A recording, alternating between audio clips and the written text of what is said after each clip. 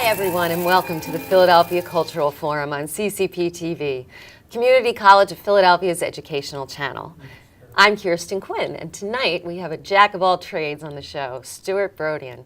He's a musician, composer, actor, celebrity impersonator, artist, and show producer.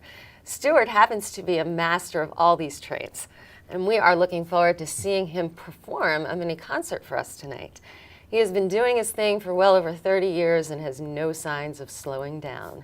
Please welcome the fabulous and versatile performer, Stewart Brodian, to the show. Welcome, Stewart. Thank you. Very great to be here. It's great to have you here, and I'm really excited to get to talk to you about all the different things that you do because, well, first of all, we've never had a celebrity impersonator on the show, so I have to start there because I'm sure the audience will be very excited to hear about this. Well, of course, I'm excited to be here too. I mean, many years ago I was in Philadelphia, right here on YSP, but now it's all talk. Well, that's what I did originally. I originated talk on YSP, and now, well, they got to change the call letter just so that they don't get copyright infringement. But at any rate.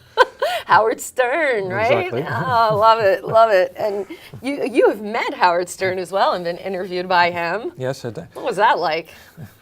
Well, I mean, when I'm getting ready to go into the studio, waiting in the green area, the green room they call it, and I'm about to go through the door into his studio, and I'm thinking, do I really want to go through this? You're a brave man. I don't know if I could do it. Yeah, well, I mean, the expression goes that you made your own bed, you must lie in it, so I just went in there, full force, and basically did my thing. I mean, of course, I'm familiar with Stern's routine and so forth. I knew I was in for it. That's putting it lightly. But I just put this big smile on my face and just let everything he said bounce right off of me because, I mean, it's the ultimate honor when you're a celebrity impersonator to actually meet the person you impersonate. Or in this case, it wasn't just meeting a person; it was meeting them in the midst of what they do. Yes, and that's very rare. I mean. You can imagine maybe, I don't know, a Johnny Carson impersonator going on Johnny Carson or a Leno impersonator going on Leno, but like if you meet like George, if you have a George Clooney impersonator and you meet George Clooney, you're not going to meet him in the middle of what he's doing. Right. But this is... That's a rare opportunity. As I told Mr. Stern, it's an honor and a privilege to be on this show. Yeah. And right as part of the action, so I basically made myself part of history. That is part of history. Yes. And he's such a personality too, that to get to meet him and to get to play him in front of him must have been a lot of fun. How is he? Is he a nice person to meet, and is he cool? Well, after the interview, I shook hands with him, and I got the impression that this is a genuine human being. Yeah. I mean, on the air, of course, he tore me to bits, but... Of course. Yeah, he's got two separate personalities. He's got his on-air personality. Yeah. Actually, now he has three because he's doing X Factor, so he's... it's pretty nice on that, I think, comparatively speaking. Definitely. You have your own radio shows, I should say, as well. As coincidence would have it, it helps if you have something in common with the person that you impersonate. And just like the real Howard Stern, I too studied broadcast and was a college DJ back in college. Okay. And I currently, I'm on the air on two radio stations, both of which coincidentally have the exact same frequency, 88.1. One is WDIY. Okay. And I just received a certificate of recognition from the Lehigh Valley Music Awards for my 20 years of service to the community at WD. Thank you. And over the last couple of years, I've been on WPEB, which is here in Philadelphia. Okay. It's located in western Philadelphia. It's a low-power station, but it's still a station in a major market. It's a major market. Yes. And you get to describe the show for me. Tell me what you do. No similarity to Mr. Stern's show. He talks, I play music. People send me their CDs. Local bands, they send me their stuff, or I do play some known artists. Right. But for the most part, I'll play the music. I'll talk about the songs. Not so much here in PEB, but in the Lehigh Valley, I do have occasional guests. In fact, the day before this show is being recorded, I had interviewed 10,000 Maniacs. Did you really? Yes, the same group that spawned Natalie Merchant. They were in my studio yesterday afternoon, and they were playing at the Music Fest Cafe in Bethlehem last night. So they came by my show in the afternoon. We did a nice interview. Took a nice photograph with me and the band at the studio. That's one on my Facebook page, of course. Of course. And that's kind of stuff I do. I like that you play new music and that you introduce new artists to the community. I think that's a really important service that you're giving people that a lot of radio stations don't at all approach that. Some radio stations do have specialized programming to highlight the local bands and such, but I didn't pay attention way back when I was a kid, but I was told way back when things were more open to newer artists. Right. I mean, I don't think you can get away with a song like "The Dogs Barking Jingle Bells" today. I mean, that's a classic song, but you couldn't experiment with a song like that. Right. I mean, the last thing in recent years or recent decades that I think anyone could remotely call experimental in mainstream music, not Nirvana so much, but there's the Beastie Boys song, and it's just them singing a cappella. Right. Now, the last time we had a hit song of somebody singing a cappella was back in the days of Janis Joplin. Oh, Lord, give me a Mercedes-Benz. Yeah, right. But it's so difficult to get away with anything experimental these days because there's these set formats. Right. I'm saying the same thing everybody else has said, the set formats. And I mean, I was listening to a major rock station on the way down here, and the same stuff that was on the air when I was a kid is still on the air now. You know, Layla and Stairway to Heaven and things like that. Yeah. We're the new classic rock anthems. Right. They're afraid of that. Yeah. And part of the problem comes from the industry. Mustn't bite the hand that feeds, I'm sorry. But our industry is extremely narrow-minded. Yes. And if you can get away with some stunt, by all means, pull that stunt. Get away with it. Yeah. Make yourself the alternative. I'm sorry to say that the powers that be are always overwhelming, and you know the status quo always wins. But there's always going to be stories to tell. Yes. And that's part of what I'm about with places like DIY and WPEB. Yeah. They need that outlet, and they need to be able to experiment. And, you know, I think it's interesting because there's this sort of dichotomy where you've got big producers saying, we want something original, we want something new, we want the next Lady Gaga, but we want someone that's totally out there in a different way. And then You present something like that, and they're like, and then they're like, no, I don't want that. That's too experimental. Yeah. So it's, you know, it's like, well, then what do you do? Do you conform to what they want to, want you to be, and then risk not getting a contract because you're not original enough? Or do you go out there, put yourself out there, and do things like what you're doing, Sure. and see what happens, and develop an audience? Well, I conform in certain ways to the old expression, if you can't beat them, join them, but there's a modification. Sure. If you can't beat them, join them, then beat them at their own game. Right, then beat them. A musician I know back in the Lehigh Valley, his name's Doug Ashby, he's the local, he's part of the band Tavern Tan. Yeah. And he said years ago he went to Nashville, and he was talking to the record companies, and one guy says, well, he wouldn't wear a cowboy hat? No. He wouldn't wear cowboy boots? No. Thank you for your time. How about that? He could have said yes, and then once he got the contract, whoosh, Right. Yeah. I remember And then back. really gone in his own direction, what he wanted to do. And it would have been too late because he would have been contracted. Right. And sometimes they're eager to tear up a contract if you don't do what they want, and sometimes they're not. Yeah. Back, I think it was in the late 70s at least, when I remember back when I was in college, late 70s, early 80s, if you could prove yourself as marketable after 3 albums, Yeah. then they let you do whatever you want. I mean, the first 3 Joe Jackson albums all sound the same. The first 3 albums by the Police all sound the same. Right. Then the Police bring out Every Breath You Take. Right. Nothing like that on the first 3 albums. Right. Then this was fully produced. Sometimes it's just a matter of proving yourself. That's interesting. I never even thought of things that way. That was one of the reasons why with my my TV pilot, I started trying to prove myself by getting at airplay on different TV stations in the United States and eventually overseas. Yeah. I would submit my TV pilot to different film festivals. Right. And it costs money to do this. The first film festival that I submitted to, Call It Beginner's Luck, I got accepted and even won an award. It was the Washougal Film Festival in Washougal, Washington. And people voted on the ones most popular. So I started submitting it to other film festivals. For whatever reasons, there's all various reasons. Either it's just not what they're looking for, or not what's current trending, or whatever, Right. or just not the right theme of what they're looking for in that particular film. Right. Like if it's all women's films or all environmental films, it costs money. And I figured if I'm going to spend money on it, why not spend it on results? Uh-huh. And this is where I got the inspiration. I played this one lady's music on my show. I haven't played her CD in 10 years, so I thought I'd contact her, Yeah. just let her know. And we got talking. Mm-hmm. And she mentioned she worked for this one company. They own a bunch of TV stations. Yeah. Have to ask, Sure. does anybody need to fill some airtime? Yeah. Yes. See, it doesn't hurt to ask. Exactly. Yeah. And 4 nights a week for about 6 weeks in a row during the summer of 2010, my show was following Jimmy Kimmel on an ABC affiliate in Cheyenne, Wyoming. Wow. I could go out and kill 100 people and not get that kind of publicity. Yeah.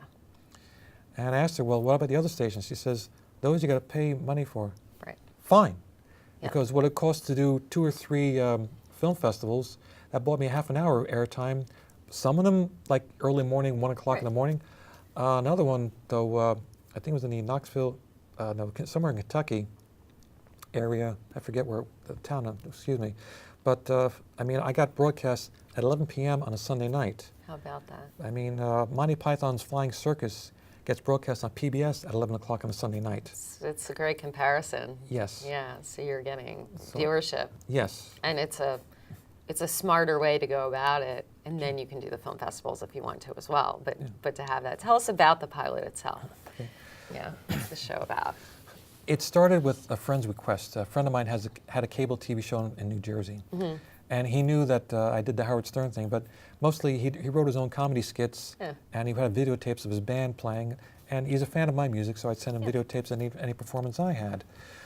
Then one day he finally says to me, you know, Stewart, you do the Howard Stern thing. When are you going to send something for my show? And I didn't think of that. Yeah. Most of the stuff I do is ad lib without any prearrangement. Yeah. So he has a comedy. It's basically the old comedy variety show that he has. You know, music and comedy skits. And I remember on some comedy variety shows they might have like a fake ad. So I thought, and I knew this Elvis and Presley impersonator. How about a fake restaurant commercial?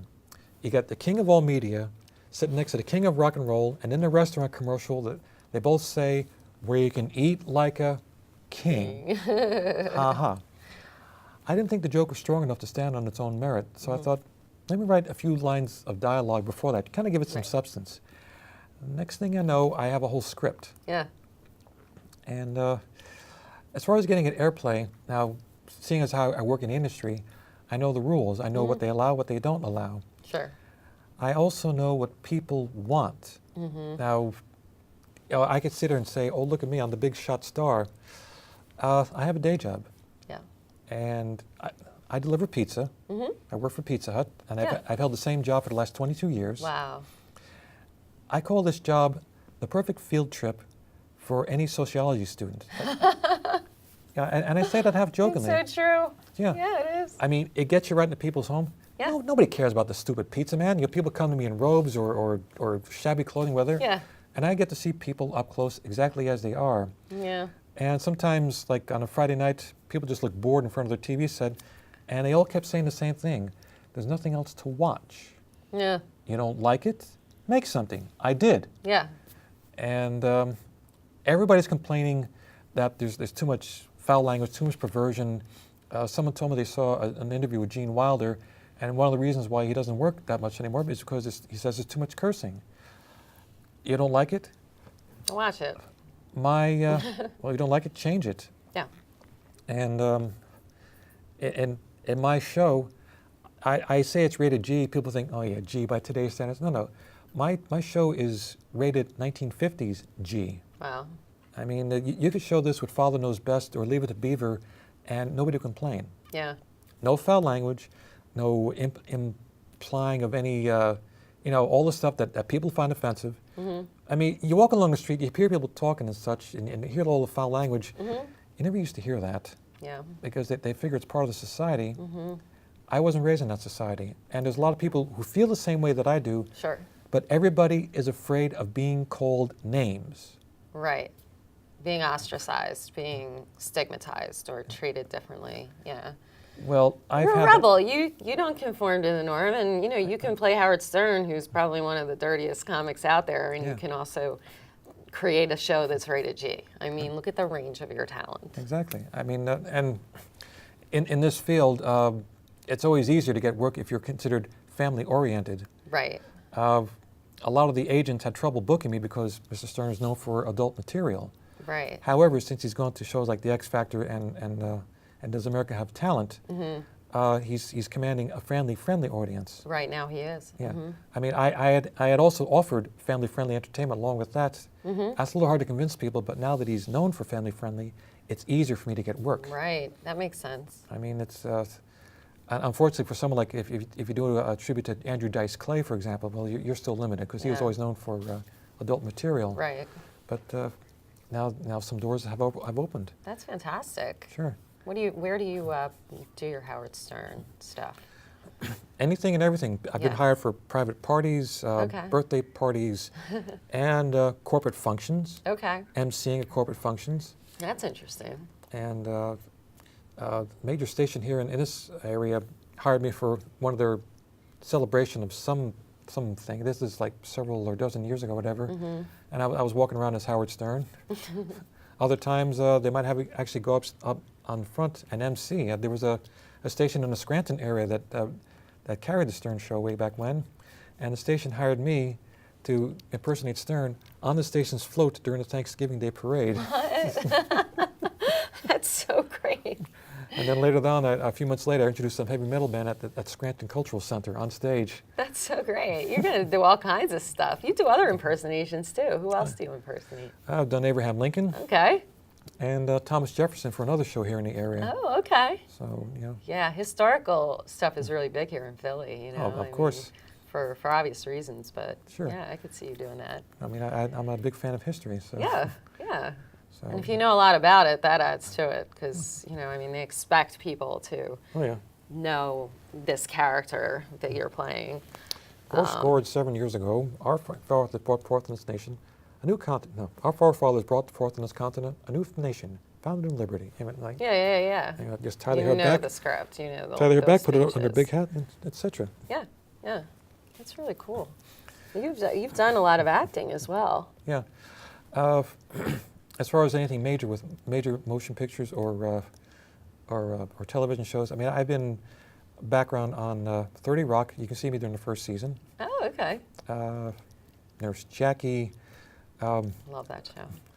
a movie called Date Night, which I think also Okay. had Tina Fey. Yeah. And in the independent scene, I've had slightly more significant roles. Sure. You know, maybe a speaking part here and there, or having my music put in some soundtracks. The closest I've had to having my music in a soundtrack is a limited release film called College Debt. Okay. This is the last film made by Celeste Holm. It's finally getting released. Oh, And that's exciting. yeah, and two guys hatched a scheme to pay off their college debt. Richard Pryor Jr. is in it. The guy who did the cowboy and the Village People, he's in it. Is he? So, you know, it's, That's a cool independent adventure Yeah. for you. And the Double or Nothing. Double or Nothing. Yeah, I mean, that's a call. You know, Yeah, N-U-T-I-N, nothing. So Nothing. Double or Nothing. And you've done everything for that. I mean, you really you directed it, you wrote it, Yes, you're in it, I'm in it. you composed the music for it. Yeah. I didn't compose it specifically. I had some of my music that I decided Right. to use as background. But Sure. yeah, I mean, as the expression goes, chief cook and bottle washer. Mm-hmm. And it's funny. It's sort of autobiographical. Local artist, tired of what he sees on television, starts a comedy variety show on public access using celebrity impersonators. Oh, nice. Yeah. And I mean, the only fiction when I wrote it was I had no connections at local cable. But it's funny how sometimes life imitates art. And they finally got, after 30 years, public access here in the city on over in PhillyCam. Yeah. And I host a show on there. But it's not that format so much. Since I've made independent films, I'm always looking for an outlet. So I do for others what I wish people would do for me. People send me their independent short films or independent music videos, Right. and I introduce them on the show. Occasionally I'll do walk-arounds at interesting events, or I'll just do interviews for the show. Yeah. And it's anything and everything. In fact, you don't forget your roots. No matter how bad or how good, you still don't forget it. In 1991, I recorded the song, "We Did It Before and We Can Do It Again." And I made it available to the troops. I submitted it to Armed Forces Radio and Television to Yeah. support the troops. Well, Joe Franklin, I sent a copy of it to him. I didn't know that a man he's infatuated with, Eddie Cantor, had redone his rendition of it. That was my ticket to get on the Joe Franklin show. Okay. He operated out of WOR and Channel 9 in New York City for decades. Yeah. Unfortunately, Joe passed away about a year ago, but I was on his show, and so after all these years, I have a show. I had the honor and privilege of returning the favor and interviewed Joe Franklin on my show. Did you? Yes. That's paying it forward, and that's reciprocal. Exactly. Which is fantastic. We do a lot of that here on the Cultural Forum, bringing artists on and like showcasing their work, and I love that aspect of this show because it gives us a chance to see artists that are amazing, that get out there and show people what you guys are doing, because if they don't know about it, then they'll know. By the end of the broadcast, we got your website up there, and people will take a look and see what's going on and what you're up to next, and hopefully, that that creates a better relationship, I think, throughout the community of Philadelphia, and it sounds like very similar to what you do, which is great. I mean, there's, outside of the film festivals, there's hardly any outlets for independent movies, except maybe like indie film night at some local club or something. Yeah. Which is what some people do, but there aren't any theaters geared towards independent movies. Yeah. Except maybe one or two on the eastern end of the city. But they played alongside the major releases. Yeah. I don't want to bring this up, but there was a pornography movie theater that closed down a few years ago. It was the last one in that section, but the whole area built up. And I threw out a suggestion to the local theater groups, since they're out of business as far as that, because you can download that nonsense, make it an outlet for independent films. Yeah. I mean, the theater's right there. Why not? I mean, given its reputation, some people might be reluctant, but you do enough scrubbing, so to speak, both on the outside and on the inside, and you might have, it could start a trend. Yeah. Because I'm not that savvy too much with internet. How do you promote this? Yeah. You need something that people talk about, and I think people walk by a theater a lot more often than they surf certain things on the net. Right, right. And those are the people that are more likely to go into the theater too. Yeah. Because if you're looking on the net, you say, well, everything's there. Everything's on there. Yes. I don't have to go to a live performance, a live theater. And when people do take that chance, like you were talking about before, and go see something, it's such a different experience and such a much more powerful experience that, that people can be drawn into.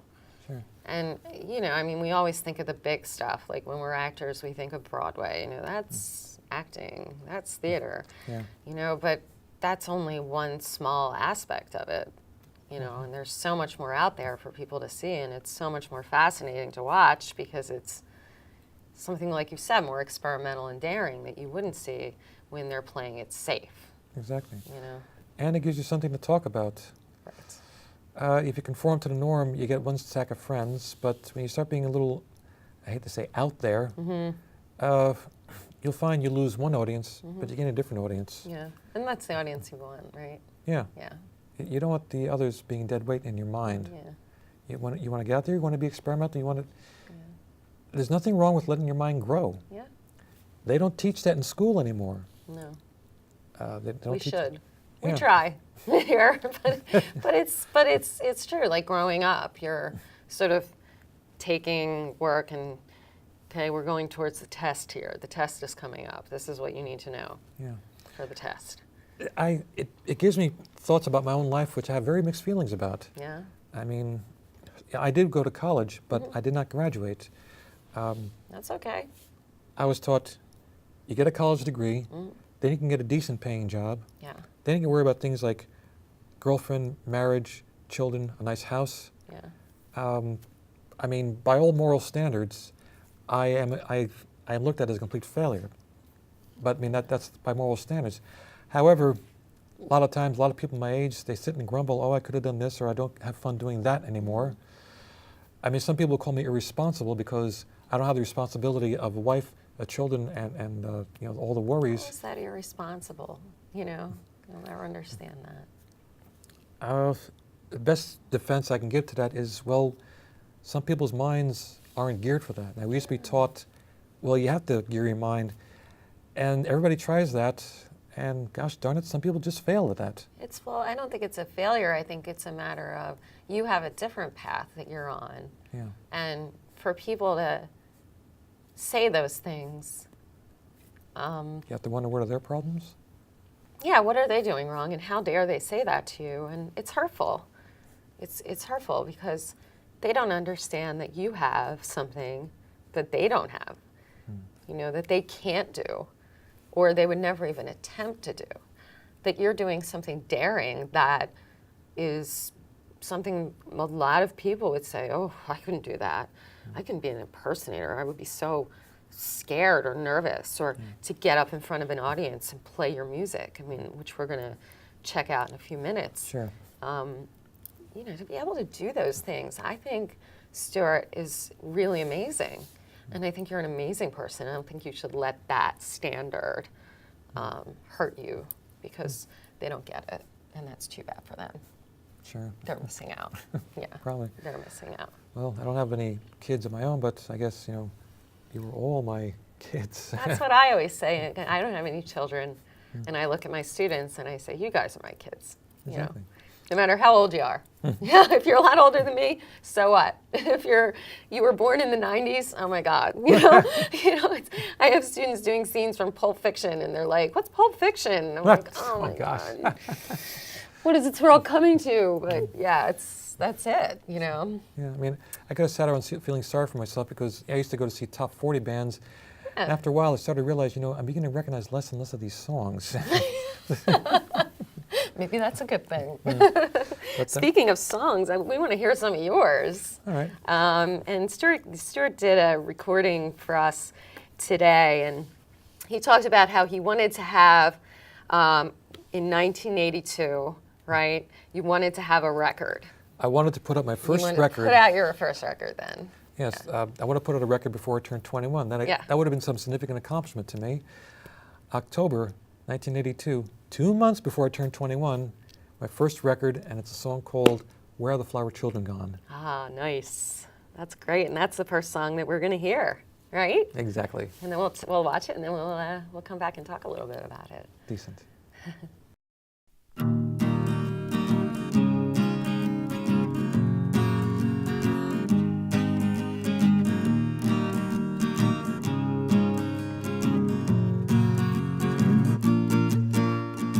Special lady, I can't ignore that you, although one to adore. When I go to the recording place, I think of your lovely face. You sing my song, you sing along, you fill in empty parts for me. You play my song, you play along. I'm so glad when you're with me. She's a very special lady. Now this is the part where I be playing the piano, and the special lady I sing about is playing the lead guitar. Oh, and here comes her part, and it went like this. I sing his song, I sing along, I fill in empty parts for him. I play his song, I play along. I'm so glad when she's with me. She's a very special lady.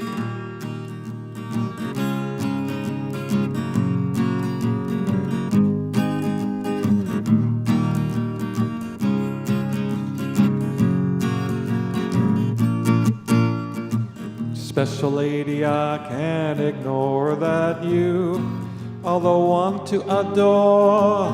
When I go to the recording place, I think of your lovely face. Special lady, I can't ignore that you, although one to adore. When I go to the recording place, I think of your lovely face.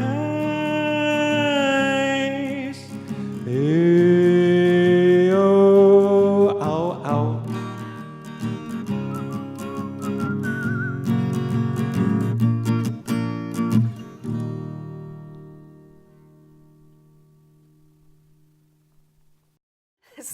So where have all the flower children gone?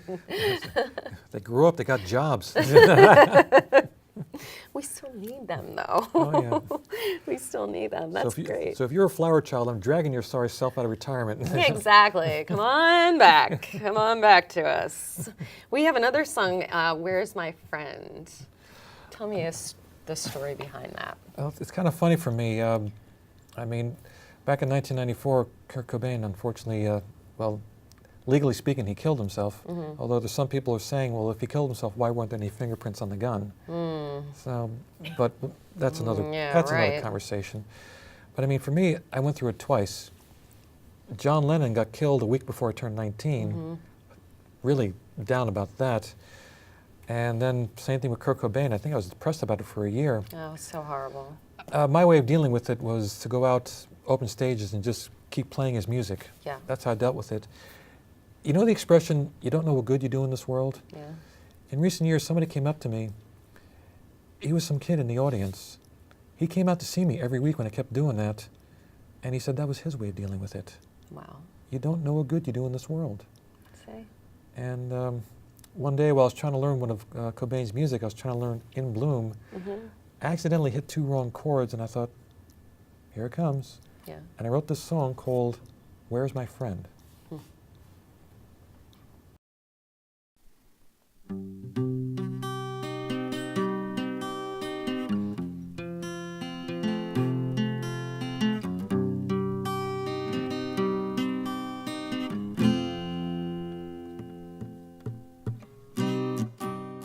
Where are you, my friend?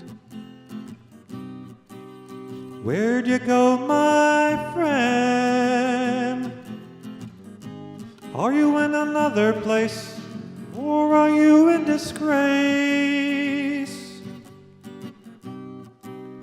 Where'd you go, my friend?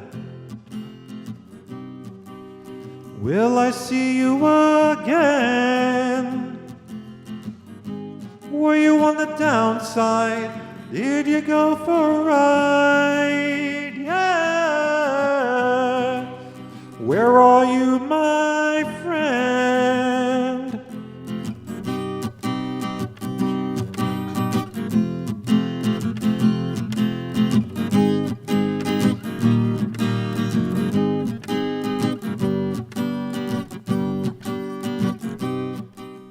What about the girl you love?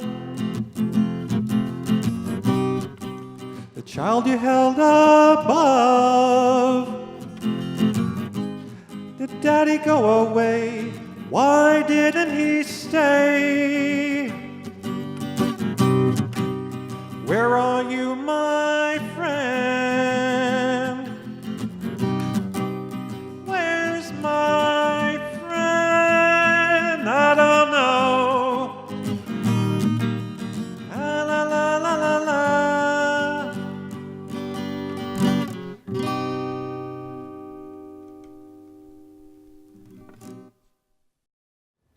What a beautiful song. I can see the tribute Thanks. in the music. Sure. Your music really tells a story. And one of the, when I was watching, one of the funnest, is that even a word, funnest? It's the most fun song. One of the most fun songs was the Smoke Puff, the Crazy Car. Where did that idea come from? Well, the words and concept itself came to me actually in a dream where I dreamt I kept seeing this cartoon car kind of shaped like a puff of smoke. Yeah. You know, and every time, all they ever say is, "Will I what?" So I had this little silly tune. I figured, why not just, make it like a cute little song. And Yeah. it's almost like the theme song for a children's cartoon. It totally could be. Yes. I was thinking that. I'm like, put that out there. Yeehaw. Smoke Puff, the Crazy Car.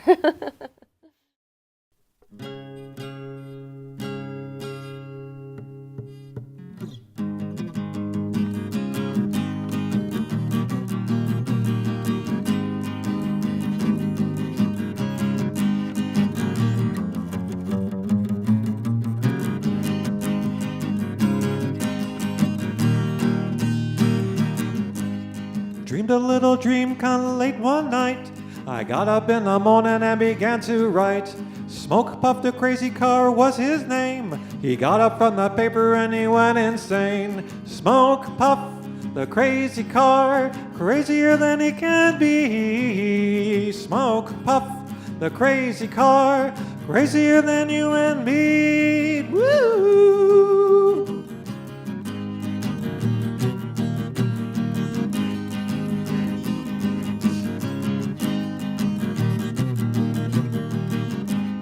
Driving down the highway, California, yay, screaming down New Jersey the very next day. Billboards passing by, what did they say? They're passing by so fast, get out of his way. Smoke Puff the Crazy Car, crazier than he can be. Smoke Puff the Crazy Car, crazier than you and me. Woo!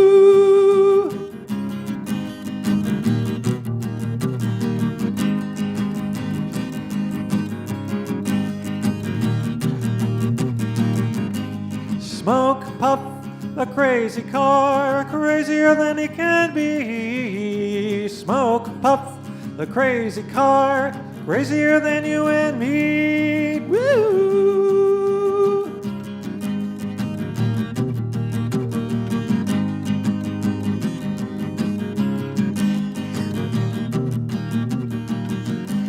I let him driving loose into Tijuana. Well, I was is now all that he say. I'm gonna yank his spark plug someday. Until that time, I guess he's just gonna play. Smoke Puff the Crazy Car, crazier than he can be. Smoke Puff the Crazy Car, crazier than you and me. Woo!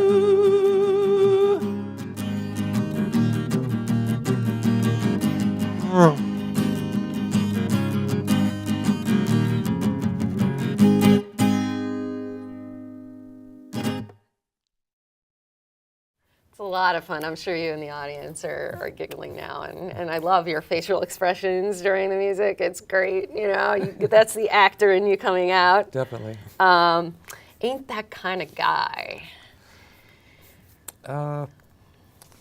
It's been so many years, I actually have forgotten how or where that came about. I was just...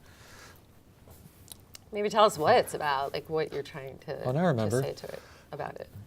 It came to me in a dream. Mm-hmm. Another one. Yeah, some of my songs come to me in dreams. Yeah. And the original working title was "I'm Not Afraid of You at All." And as I came towards the end, you know, the final finale line was "I ain't that kind of guy." And I decided to leave the chorus as "I ain't that kind of guy." I ain't afraid of you at all. It's just it's too negative. Right. For many years, I ran an independent record company, Mountain Records. Oh. The only notable person you may have heard of on my label was the late punk rocker G.G. Allen. Mm-hmm. Or I've worked with Glenn Burtnick, I've worked with the Whirling Dervishes, and quite a few other acts. But I would get tapes, demo tapes, constantly. Yeah. And a lot of the same moany, drony, you hurt me, you left me, why'd you do this to me, Right. never again, I'm going to get my act together.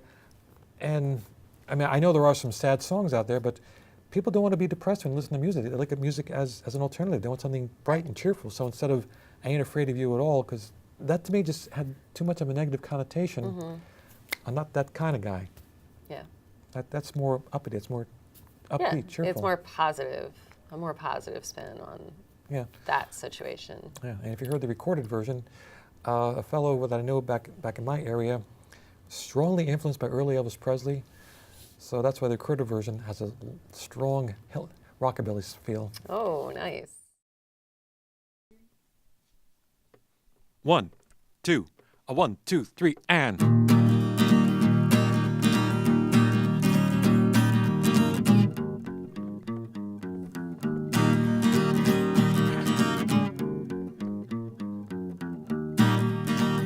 Well, not the kind of guy to cry, Well, I ain't the kind of guy to sigh, Not the kind of guy to try to cheat or steal or lie. I'm not that kind of guy, so don't waste my precious time. Ain't the kind of guy to cry, and ain't no use in telling you why. I'm not that kind of guy at all. I ain't that kind of guy at all. Not to come around to thinking you can change my style. Well, let me tell you something, gal. Don't waste your precious time, for if you ever come around to thinking you can change my style, I said, let me tell you something, girl, don't waste our precious time. Ain't the kind of guy to cry, and ain't no use in telling you why. I'm not that, bruh. I'm not that kind of guy at all. I ain't that kind of guy at all. Boogie.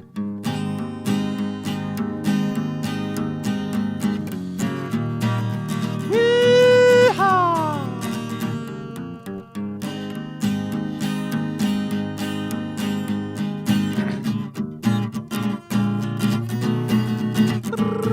I ain't the kind of guy to cry, and ain't no use in telling you why. I'm not that, bruh. I'm not that kind of guy at all. I ain't that kind of guy at all. I'm not the kind of guy to cry. Well, I ain't the kind of guy to sigh. For if you ever come around to thinking you can change my mind, I said, let me tell you something, girl, don't waste our precious time. Ain't the kind of guy to cry, and ain't no use in telling you why. I'm not that, bruh. I'm not that kind of guy at all. One more time. I ain't that kind of guy at all. What you say, I'm not that kind of guy at all.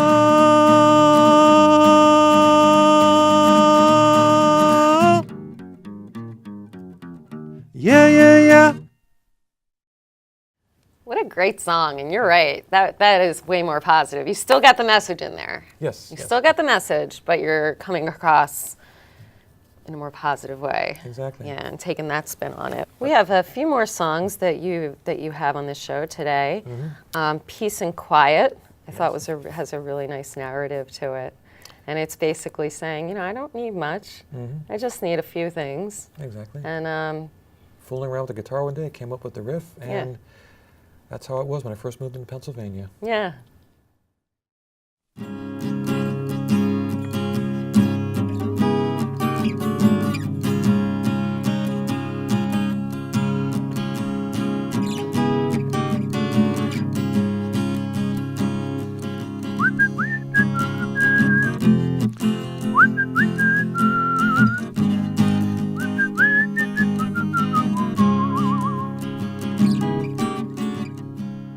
Well, she invited me up one day, invited me for some tea, showed me some sweets, so wasn't that sweet?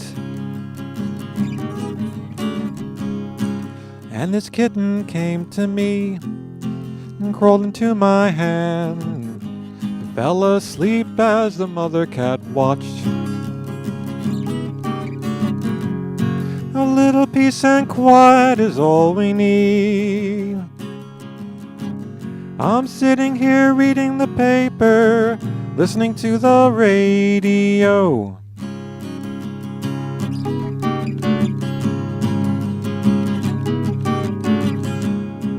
Driving to my work one day, stopped out for a bite.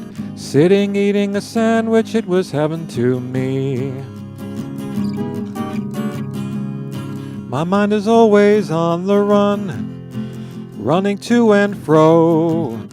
A little peace and quiet's all I need.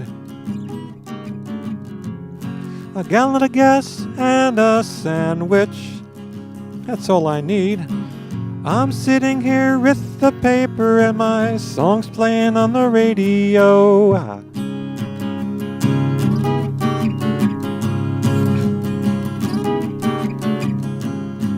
Ba ba ba ba ba ba ba ba ba ba ba ra ba ba ba ba ba ba ba ba ba bum.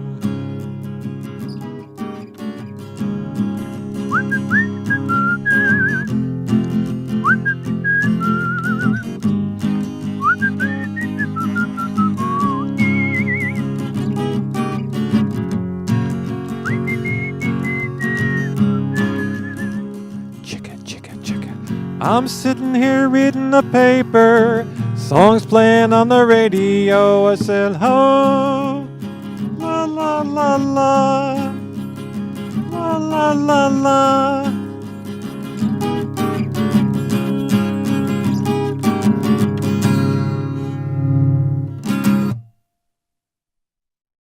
So I am sure that all of us would like some peace and quiet now and then, and sometimes the simpler things in life are the best. And the last two songs are short songs. One is New York City Businessman, yeah. That was born out of a conversation with my mom. Right, a little social commentary there. No, actually, it's more like when I was going to New York City back in my early days, shopping my songs. All you got to put your nose against the grindstone, nose against the grindstone. Yeah. I almost wrote a book called Shoe Leather based on those experiences. It's a lot of walking. And also, I hate video games, which turned into I hate compact discs. That was the original song that I recorded. I hate the video games. Years later, somebody suggested I update it, so I retitled it a new recording, I Hate the Compact Discs. What you're going to hear is a combination of the two songs.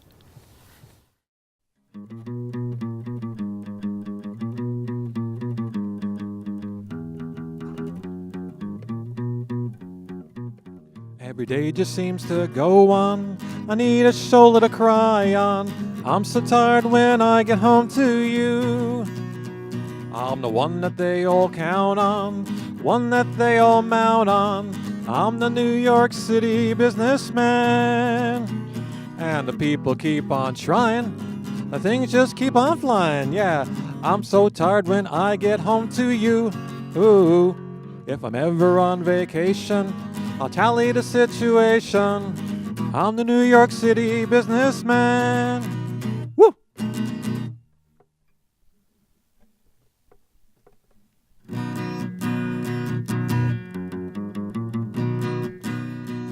I hate the video games. I think they're all the same. You shoot and you blast. You miss and you get laughs. I hate the video games. Now, friends, the other night, I was in a bar in the city. Had my eyes on this pretty little filly. I motioned, come here. She said with a sneer, I better play Pac-Man. Get out of here.